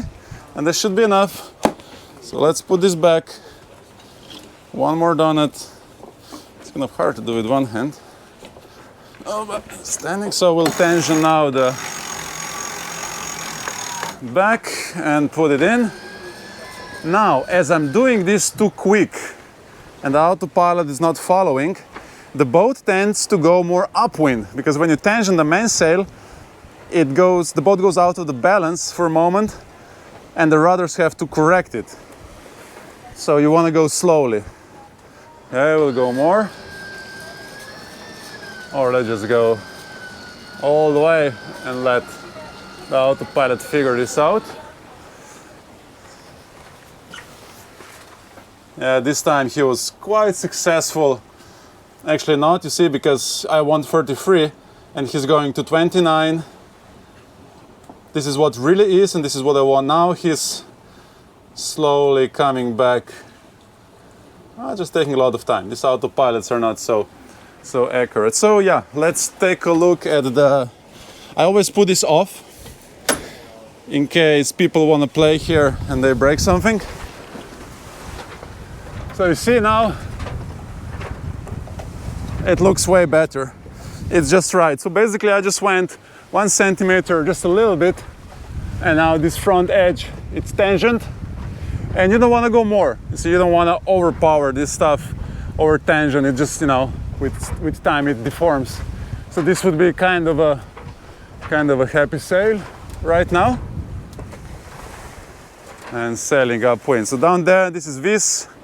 This is Hvar, very famous Hvar, Pakleni Islands, and we're slowly going upwind. Another thing is now we have tangented the main halyard. You can see that the sail is, you see, more firm in front. So this effect of the Genoa pushing the sail into the mainsail, it's still there, but it's, you know, because the sail is firmer, it's a little bit better. Now on the racing boats, you would have a long rail, and you can control this angle and everything way better, so you can get a better shape to the Genoa, and then you can you know, make a nice airflow, so you're not backing in but going, you know, just as it should go, parallel to the sail. Now the next question is when to tack. We said we have to go zigzag, and you wanna, you know, the winds are never, you know, just like the same direction. I mean, sometimes they are, but we can see now, because we're using the same angle to the wind. If you look carefully, it's an arc, which means that actually we're getting better and better direction, right? The boat is kind of going like this. If we were sailing other direction, we would going worse and worse. So like this is now a good side, a good tack. So we'll just maybe keep you know, going this direction a little bit before we change, because, you know, the wind is helping us to go upwind. So you always want to sail, you know, the side that, you know, is pushing you more upwind. Mainsail also have telltales. So on the mainsail you have telltales behind. Now the rule is you want them to have like straight out. The one on the top sometimes might go a little bit out, just a little bit, but especially the one down should go like straight out, which means that, you know, the air goes in and goes nicely out. Now these telltales, I mean, on these boats, they're not so accurate. Mostly I rely on the boat speed. You see, like the Genoa, I usually set per telltales, but the mainsail mostly per boat speed, although both sails should be set to boat speed. So you use the telltales and all the stuff I've said, you know, just to trim the sails roughly, and then you would look at your boat speed or your VMG, and then you do a small tweaks to make it faster. Now each boat is different, so you have to learn your boat and just, you know, play with all these settings. Another thing that you can play with Genoa is the Genoa halyard. So we have here should be, it's a Genoa lift, so it's the halyard of this sail. So by adjusting the, you know, the halyard, you're gonna change where the stomach is, you know. If you release the sail, then the stomach goes kind of backwards, and you're gonna have more flat edge in front, which allows you for more sharp upwind sailing, but that's, you know, more racing. If you tension the jib halyard, this stomach goes forward, which gives you more power because the stomach is here, and, you know, you get more power. It's better for a little bit downwind sailing. But on this boat, it doesn't make a big difference. Important is that the sail makes a common sense shape, because if it's too loose, and like if this is very loose, you're gonna get these stripes and you're gonna deform the sail. Like this is just normal because of the strong wind, you know, sails deform. If you over tension, you're gonna get a stripe like this, and it's not good again. So basically, you just wanna make it look good. In the strong winds, you know, the sail stretches, so you sometimes have to pull a little bit, you know, tension a little bit the halyard to lose these stripes. So right now it's like pretty okay, so just use common sense.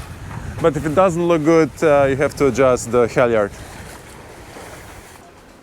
Now it's time to do a tack. It's very simple of this boat. So we're gonna turn here, so now to start doing the zigzag. And what I do is, you see, I just press standby, and now I'm hand steering. Now the jib, you know, has this self tack, so it's gonna go across. And then the mainsail also has, like, needs no attention. It's just gonna pop on the other side. So I turn this a lot, very quickly, because you need speed. If you go too slow, you're gonna lose the speed and stop, so you have to go a lot. Now the sail is going across. I keep going, I don't wanna stop here because I'll lose the speed. Sometimes better to go a little bit too much. Okay, now coming back. Now you catch the boat. Okay, now you could either hand steer, or, like the simplest way is, I engage the autopilot and I set it back to the angle. Oops, this button doesn't want to work. So I'll go here. So I'm gonna set it back to 43. So right now it's 51. So we're too much downwind, and I set 43, and he's gonna bring it here. So you don't have to, you know, overthink all the stuff. So this is sailing with the wind autopilot. Now, I mean, you can do everything manually, and you get this information of the angles by watching on the top of the mast, watching the sails, or also, you see, I have apparent wind angle here, and that can help me if you sail by the instruments. Now, sailing by the instruments, what do you do when they break? It's a good question. So you should always be able, you know, to hand steer, so practice both. But because now we are not racing, it's a relaxed day, we just set the wind autopilot and he does everything for us. We trim the sails, and that's how these boats are mostly sailed, which is just fine. It's time to do all this spaghetti. Now this boat is not the best because you want to have more wells for the ropes or to put them somewhere, you know, just a mess. But the most important right now is the halyard. Okay, so this is the main sheet of the mainsail. So everything is kind of messed up. So we'll try to make this nicer. Keep this one here. Now this is from the Genoa. Organize.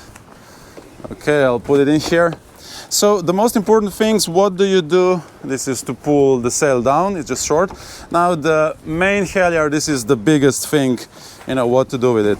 Option A is, so this is the other end. Why is there a knot? Anyway. So what you can do is, you can just feed it in here. See, like little by little. It's option one. So I'm not gonna go all the way. But the idea is, you see, once you get like this, once you're releasing the sail, it's gonna go out and it's not gonna be tangled. Now you can coil with a figure eight, because the figure eight is bad. Doesn't coil now. But anyway, you can coil, it can be a figure eight, whatever you want. But what I prefer is to keep it down here. So I take it, I put it down. So ideally you want to put it nicely down, but now the rope is set on the floor, and that's how all the racing guys are going to do. Rope is never in here, the rope is never coiled. In the racing style, the ropes are like everywhere but organized. So now if I have to put the sail down, you see, the rope is just going to go because I put it nicely down, and it's going to go very nicely. So this is the racing style, that's what I prefer. Some people always coil, but once you coil, you have to uncoil, you lose the speed. Anyway, whatever you do, just make sure that when you need it, it works. Many methods, everybody has their own opinion, but the thing is, it's just like the good knot. The good knot holds, easy to undo. The good method is you can use it quickly and doesn't get tangled. And that's all the trick. The only downside that this rope is here, so when people walk and this rope is here, it might not look good, so for holiday, if you have guests, maybe not the best. But that's not the point. You will use the method you think it's the best for the moment. A couple new improvements we have on the boat. So we have switched this waist tank button here on this area instead of being in there, because it doesn't make sense. And we've done the same on the other side. So now you don't have to go to the guest's cabin to empty, and you can just do it from here, and then very quickly you can be up here to observe what's going on. Another thing is we have a second pipe. This is like just a usual one, and this is the filtered water, so it goes same from the water tank, but it goes through 3 filters, so it's super safe to drink. So we don't have to have loads of this plastic stuff as we used to have. So we just have a couple bottles, but usually you used to buy a lot. And now we can be more eco-friendly and still drink good water. So it is water from the tank, which is, if we use water maker, it's water maker. But if we fill from shore, it's very good water. It's not, because water from the water maker lacks minerals. So when we fill the water in the marina, Croatia has really good water, we drink that one with the minerals. But then once we use the water maker, it kind of mixes with that one. So then it lacks a little bit of those minerals, but it's just fine. People spend 1 week here, so maybe if 1 or 2 days they drink without minerals, it's just fine. But if you're going to be a long-term cruiser, maybe think about those minerals, because the water from the water maker is pure H2O. No virus, no bacteria, but also no minerals and no electrolytes. Now let's talk balance of the boat. You see, we have one sail here and one sail here. Now each sail has one point where all the effort comes. So you can put, everything that's putting in one point, and you can do the same with this, like a center of effort, and you can make one point here. Now if you combine these 2 points, you would get 1 point, and that's where all the forces are affecting the boat. Anyway, that's complicated. What I'm trying to say is, if we furl the front sail, which is pushing the boat down, then the boat is not balanced, because we have a main which is twisting the boat upwind. You see, the wind is pushing in here, and then it's twisting the boat upwind. If we put the main down and have only the jib or Genoa, it's pushing the boat down, so the boat tends to go down. Now we have the rudders which compensate for that. Now sometimes if this effort is too big, like you have a huge spinnaker or like code 0 and no main, going sideways, the rudders might not be able to control that. So the boat has to be in a balance, and that's when the rudders are a little bit pushing the boat downwind. See, so right now the rudder should be a little bit like this, couple of degrees. It's called a weather helm, but mostly straight, a little bit weather helm, but they should never be like way too much. That means something is wrong. So if I simplify again, this sail is pushing the boat there.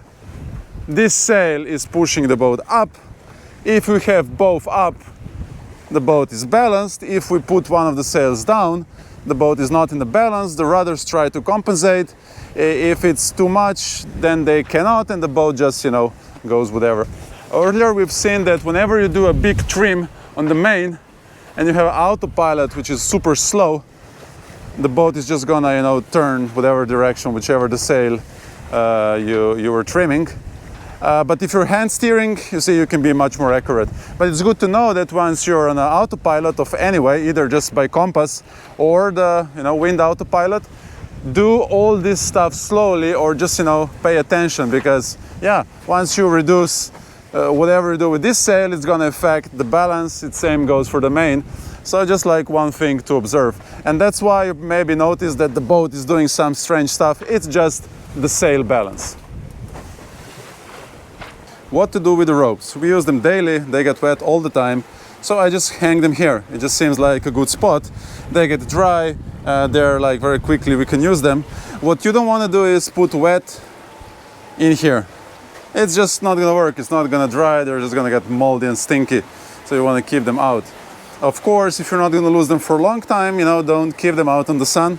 Sun is not good, but we use them all the time, so here they are, and it's all good.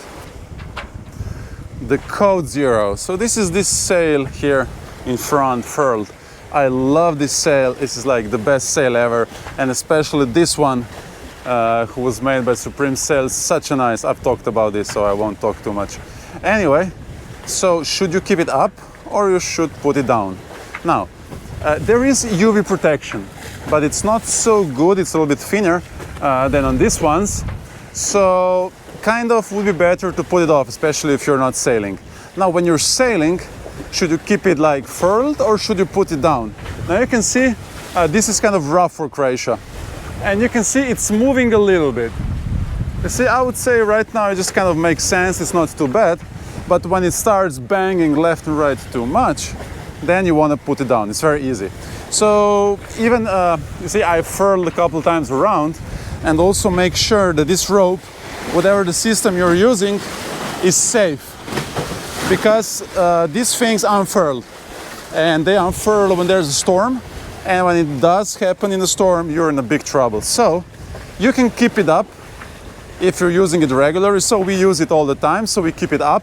If it's very rough, I would put it down so it's not banging too much, but always make sure if it's up that it's rolled a couple times more with the rope, and then the blue line, you know, it's fixed, like so there's no chance it can unfurl. But then again, you know, just put it down every time if you have a crew or you're not using it all the time, because the UV, of course, is not a friend for the sail. Another thing we've done the improvement is now we made this hole here because this chain, this is the chain well in. You know, when you're lifting the chain, it just goes on top, doesn't collapse, and then eventually it hits the engine of the motor of the windlass from down, and it's not good. So we made this hole, and now with the stick we can just hit it from here. Earlier we would have to climb in, but this is a great solution, and it's too small. I mean, it would be nice just to have a bigger opening. And I keep the cover off because we sail in Croatia, there's not much waves, so it keeps ventilation. You know, even when you close, you see you get air from here, and it's good for the chain that it's not wet. You know, it's salty already, but if it dries out, it's much better for the chain. Now, another thing you have to be very careful is these windlass, these winches, they get crazy, and they just start releasing the chain for no reason. So to avoid this, always put this on. This is the safety. You see, I just hook it here, and in case the winch gets crazy, it's gonna stop anchor from falling in. If you don't put it on, if it starts releasing, you're gonna lose all the chain. So it's a small detail, but make sure you put the safety on every time. Like on the 42 Lagoon, the anchor is mounted over the beam, so when you release the chain, you have to also to push the anchor across, so it's less of the problem. But here, once the chain goes out, the anchor goes in the water immediately. We've had this solution for the stand-up and for the plank for a while, for one season. Now it's really good. So basically it just fits in here, one rope goes over, very easy to use, it's really good. And the same for the plank. You see, it's just like stainless steel mounts. You put it here, it works really well. And it looks looks good. Like, I think all these boats, we have two stand-up paddles, one here, one on the other side, and they're nice blue color, and the boat just looks very sharp from far away if they're like, you know, symmetrically and nicely put. I kind of like now this system a lot.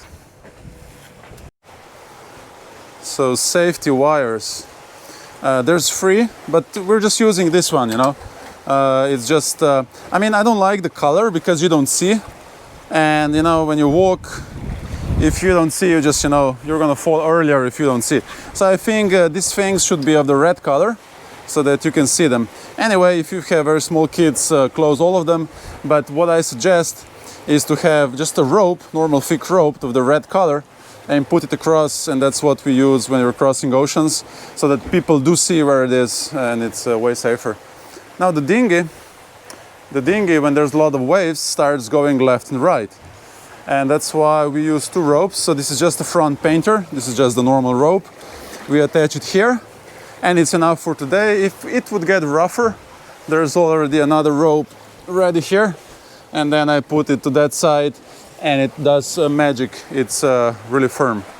Now, if there's rain, never forget to open your plug. It's closed now because there's no rain, but don't forget to do this.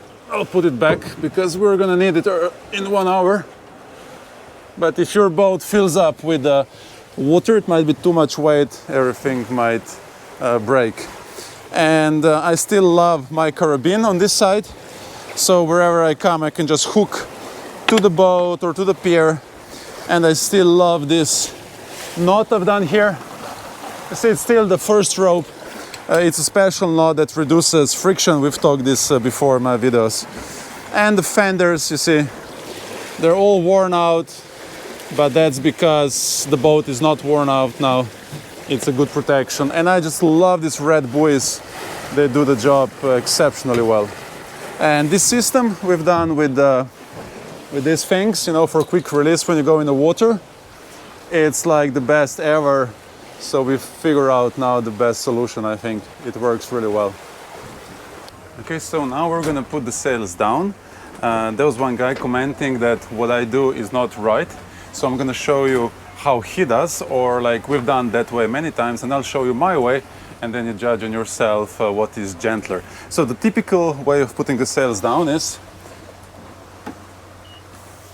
and that's how I don't usually do. I use this method sometimes, but mostly not. And I found this method very rough. So I'm starting the engines, and we're gonna give some power slowly. You wanna be gentle, you know, once you start, wait a little bit so the oil starts circulating, and then slowly give some speed. So you need a little bit of speed. Now, usually what people do is, you know, you get ready here with the ropes. So this is the Genoa. We pull this to furl the sail. So we're gonna set it on this winch. And I'm gonna set the Genoa sheet here. Now there's a trick. When there's a lot of pressure on the stopper, you cannot really open it, you can force it. So you put a little pressure here, and then it's very easy to open. So usually what people do is, they say turn the boat upwind and release the sheet. So that would look like this. I'm just gonna use the wind autopilot. So now we're gonna point straight upwind, and you release this. Now, do you see what the sail is doing? You see, it's flapping way too much. So I need a lot of force, and now my apparent wind is 16 knots. So that's how that guy was suggesting me to do that. My way is not good. So of course I can now furl the sail. You know, that's how we used to do. That's all good. I use this method. But now let's do it the other way. So what I do is, I steer the boat a little bit off wind first. So I'm gonna release the mainsail down.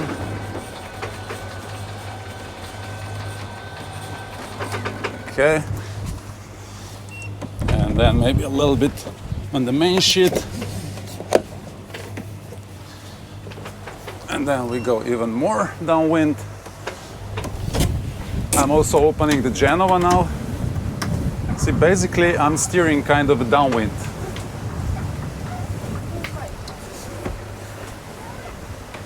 Okay. So now I'm gonna engage the autopilot, just the normal one. And you can see now apparent wind is only 10 knots. Earlier it was 17 knots, but because I'm going with the wind, like much less wind, much less forces. So we have now apparent wind of 7 knots. Super easy. And now look how gently I can furl the sail.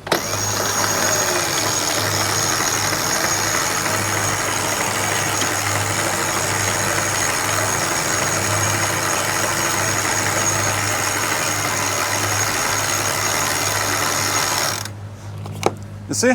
That's it. So there was like no force. We halved the apparent wind speed, much less force. It was so easy to do it. Now, you know, just judge by yourself if this is better or that other guy commenting was right. Now, it's nothing wrong to do it upwind, you know, flapping. But just like, why not use this? So much easier. And you're going with the wind the waves. It's safer, it's drier. I just think it's a better method. I'm turning upwind now, because for the mainsail, obviously you have to go upwind. So I'm gonna engage a wind autopilot. I'm gonna set it to 0. So I want the boat to go straight upwind. Earlier I had those 5 degrees, now it's straight. I'm gonna put a little bit more power so that the autopilot can handle. I'm gonna put mainsail in the middle and point straight upwind. Okay, now we can see that the sail is empty. So I get ready. So this line, this is the main halyard, is already down there because we prepared, and it should very easily go out. Hopefully it's not tangled, but you know, it happens. But always get it ready first. We've said the stopper, it's very hard to open. People take pliers and break. No, just put a little bit, pull a little bit, so easy to open. This is set. This is another rope. I removed this because always, you know, it gets hooked and flies around. So I have to pull this one, it's pulling the sail down. It's just auxiliary rope, so just like tender, gently. The sail is empty, there's nobody around, autopilot has control. So all I have to do is, you see, as I release this line, but pull the other one. See, the sail is gonna go in a lazy jack. I'll go like across these lines a little bit. Anyway, it's okay. So it's good to have a second person which is pulling this one. Now, if you've done everything right, so I can keep going like this slowly, but if everything is set correctly and you're lucky, you can do just this.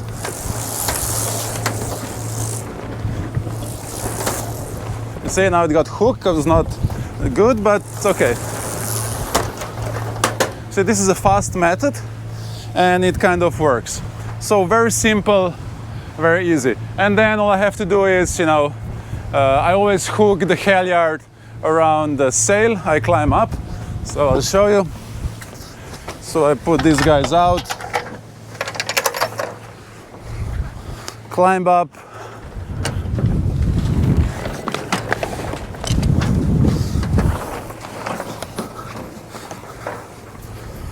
I hook it around here. Now, I was still going upwind. It would be much smarter when you're, you know, fixing the sail to turn downwind. Again, because you go with the waves and you go with the wind, so it's much easier. But, okay, this time I just did it like this. But if you have a lot of wind, a lot of waves, once the main is down, just turn downwind and you're gonna have plenty of time, you know, to do all the stuff. So now we're turning towards our bay. I'm gonna press just normal autopilot. I'm gonna give a little bit pressure on the main halyard. If you put too much, it's gonna bang against the mast. But you know, just right. Not much rope left. And then this one, the black one, we just nicely coil it. These ropes just tend to, you know, kind of tangle all the time. It would be nice to have more places, you know, like a dedicated place for this one, maybe just, you know, a sleeve, but everything finishes in here, so it's kind of messed up. Then I pull down there, the main failure of the main sheet. Okay, we're more or less ready. And I usually leave it like this until I get to the bay, which is down there. And then I'm gonna close the back because we have to protect it from the sun. Also, if it rains, the water will get in the lazy jack, everything gets heavy, it's not good. So always close the lazy jack, and don't forget, you know, the line behind, which is holding the boom. You see now how the boom is swinging? So that's why we put that small line. It's just there. It keeps it quiet and it doesn't wear out all the time. So that was the easy way of putting down the sails. We have just stopped in this beautiful bay and we have 2 ropes on the buoy, and these new cleats we have are doing a great job. Now it wouldn't be without my best assistant, which is going to be promoted now. So for doing a really good job, we're promoting you to the first officer, so you can kneel. So I give you this hook because I trust you, and you do a great job, and you're going to be a captain one day. All right. So I'm going to throw this spaghetti back into the lazy jack. See, it's kind of sometimes hard because you're here, and it doesn't look the best if they're just hanging. And then this is this rope, and this rope, see, I just attach it here, like this. Make a knot, so it's very easy. Now it's preventing from the boom going left and right. You see, it's just connected here. There's no noise, no wear and tear, very easy. And then I'm gonna climb onto the roof. I have to go from this side, and then I can close the lazy jack. Sometimes not easy to get up here, so I have installed these lines, because without this it's very dangerous. So hold here a little bit. And the sides are very slippery. See, this roof goes like this. If it's wet, step here, you're done. So it's pretty hard. So hey, camera guy is gonna help me. So all you have to do is, see, it takes a minute to close the sail. And then I'm gonna clip this under, and that's it. See, and then you protect from UV, from the rain, and it's so easy. So you just clip.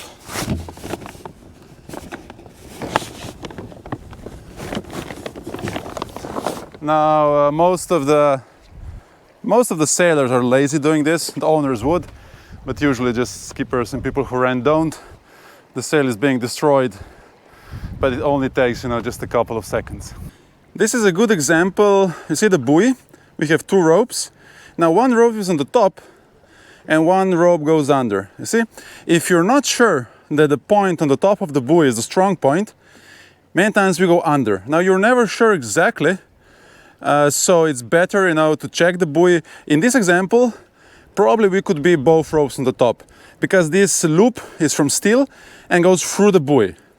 But now, just in case, we have another rope under, which is connected directly to the line going to the concrete block. So it's like even safer, Sometimes you don't know the condition of this rod going through the buoy. So, when you're tied to the buoy, don't just think this is safe. Usually, if I don't know the area, I would dive, check the condition of the buoy, check the rope or the chain going to the concrete block or wherever it's attached. So, just make sure it's in a good condition, because the buoys snap. And the buoys snap all the time. I've heard many boats going ashore. You trust the buoy, but hey, buoy is not always safe. Sometimes your anchor is much safer, because you're gonna drag slowly, and you maybe wake up at night, you can hear, but when the buoy snaps, you see, you're down there ashore in 5 seconds. If your anchor is gonna slip, anyway, you wouldn't anchor so close to shore anyway, but if you do, still, you see, it might slip and you might not hit. But when the buoy snaps, it snaps and you're ashore. There's no safety. Now, one of the methods is, if you're not sure, and the wind is going to be consistent. It doesn't work if the winds are variable. Let's say this wind is going to stay like this for the next month. I can drop my anchor just to touch the bottom and a little bit more. In case, or I can put, even more chain. But the point is, if this snaps, the anchor is going to start rattling, or if I've put a lot of chain in, it actually even might hold, you know, a boat a little bit. So it's like a good safety feature. We have this upgraded plank, so we have these holes here, one here, is the same on the other side. So there's a pin that you put the board in, so it's fixed here. But then when you have a very high pier, there's always a problem that the board is going to go left and right. So this is a great solution. So I put this rope here and around. So when the boat starts moving, going left and right, up and down, it's going to prevent from going left and right. And it's still flexible enough so that it gets stuck. You know, it's not going to break. And it's, see, if you have a long rope, even if the tide goes up and down, if the board comes more here or there, you're going to have enough stretch. Or you can have just a board like this, which are always trouble because they fall in, not so stable. This one is much wider. So it's a great solution. Just fix it like this with a rope. And very good to put these spring lines. So we have one like here, one like there. But if you put the cross lines, they're going to prevent the boat from going left and right. And then also the board is not going to fall off, because that usually happens when the boat is moving a lot. And then this board goes up and down and then just slips down. The day wind is now slowly going behind the sun. We just say because the sun, you see, is going there. So we say that he's pulling the winds in this direction. And there's two things you can see. If you look at our track, you can see it's kind of going more and more. We're set to wind autopilot, so the angle to the wind is the same. But you see, we're going more and more and more like this. And which is good because we're going here. So we want to go like this, so it's a good tech. Another thing, you have this wind history, so you can see how the winds are going behind the sun. You see the angle is increasing, and this is the two obvious signs that these day winds are going behind the sun. And they always go, you know, like as much as I know, they always go like this. And then when you're doing your tactics, just think about this. There's always one guy who wants to hit you, going right behind you. That's how it is. Why would you do that? You see? Going super close. Well, that's how it is. That's what you get. So finally he has passed us. Tell me, do you want me to move? Do you want me to duck? Don't let your idol down, Miles. Come on, Dad. Do you need me to duck? No. He's gone. You see on his shirt it says real life.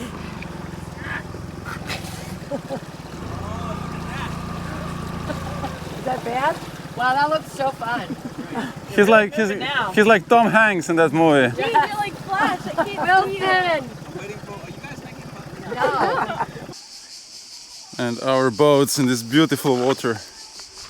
There's this beach down there.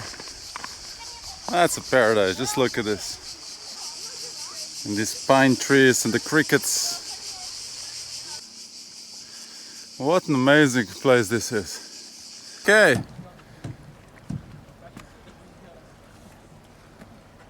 One, 2, 37, 38, 39, got it, 41, oh no, I have to jump in. Just another day anchored in Blue Lagoon again. I have filmed this spot so many times that I'm probably getting boring with all these videos here. But isn't this nice? I mean, just look at this spot. I love this. Look at the water. Blue Lagoon. We're 20 minutes out of Split, going to the marina, and there's a huge storm coming, you see? When this is coming from the west, you better run away. And the good thing, now we have in Croatia this radar, so I can watch how it's moving live. So it's a pretty bad storm. It's gonna be here in an hour, so we have just enough time to get there dry, hopefully dock, and then we're gonna get the boat washed. That's good. We need a rinse of the boat, so it's nice to have a short storm. We're gonna squeeze through this narrow passage now. Super nice here. So on the chart it looks kind of this. It looks super squeezy, Very narrow and a lot of fun. So it's right there behind. This is the narrow passage. We waited for the monohull to come through and now it's our turn. So you can see it down here. It's very shallow. They probably dig this a little bit to allow for the boats. You see? You cannot fit 2 catamarans through here. And there's a little bit of current and the wind is pushing us. So you have to think about all this stuff. But hey, we're successful today. Good job, Captain. Thank you. But luckily it's an easy fix. Just take Allen key. Now I should put Loctite or something, which I don't have. So what I'm gonna do is I'm just gonna tighten this and check all the other pulleys. We have around 6 of these on board. Same problem with all of that. Since new boat on the delivery, they were like popping out. Such a bad design. But I think Loctite might be a good solution for this. But then again, you see, there's nothing on the screw. They didn't put anything. So if you ask me, it's the Harken issue. And they messed it up big with these guys. So I found 8 more screws. They were soft. I've done this a year and a half ago when the boat was new. But now, see again, 8 of these were just soft. This fan is the best invention of this year. It could be even bigger, but it's fine. Because here, it just gets so hot. And now, it's like life is good. So I can just sit here and I can feel the air coming before. It doesn't go through the boat. And then it can be windy, but here just sheltered, you're just hot. And yeah, no, even if you open all the windows, the air just doesn't go through. Sveti Andrija, Vergada Island. This is a very unique place in Croatia. You have those sand cliffs. It's an amazing swimming spot, a small town down there. And very popular for day trips. Like the water, amazing as always. Behind there, a beach bar, a nice sandy beach. I recommend it to come here. So nice.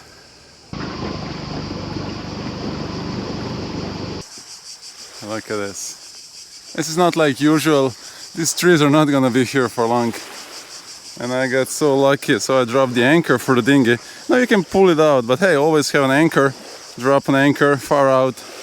And then I just found this great stone which has a hole. There was actually a crab in there. Just tie it here and the dinghy is gonna wait. I mean, you can pull it out, but it's not nice to the dinghy. This is way better. This is like a style, like a gentleman. On top of the cliffs, and this is ridiculous. Look at this water. Just a short walk, a great sheltered bay, like a paradise beach. You see, it's not crowded. It's high season now, but it's not crowded. And then the other side, that's where the sandy beach is. There's shallow water in between there. Be careful with the boat. So we just caught this young adventurer. So he sailed from that island all the way to here, just enjoying. And that's what we need. We need young people like this, adventurers. This boat was built by his grandfather, his mother learned. Now he's sailing, it's kind of the optimist style. And he's just enjoying a day sailing in these beautiful winds. So he came all the way from that island, and if you think that is close, it's pretty far, especially for a boat like this. And yeah, it's so nice to see now young people. And I think this young man is gonna become a big sailor one day. Hopefully he builds a bigger boat and is gonna sail the big seas one day. But that's like me. That is me 25 years ago, exactly. That was like me. That's how I started sailing. I had this laser boat and I was just cruising up and down Croatia. And now just a new generation. I'm really, really happy to see that. See, he's down there, hard to spot him. Looks like too small boat, but with the right guy in the helm, you can sail even the small boat in this big area.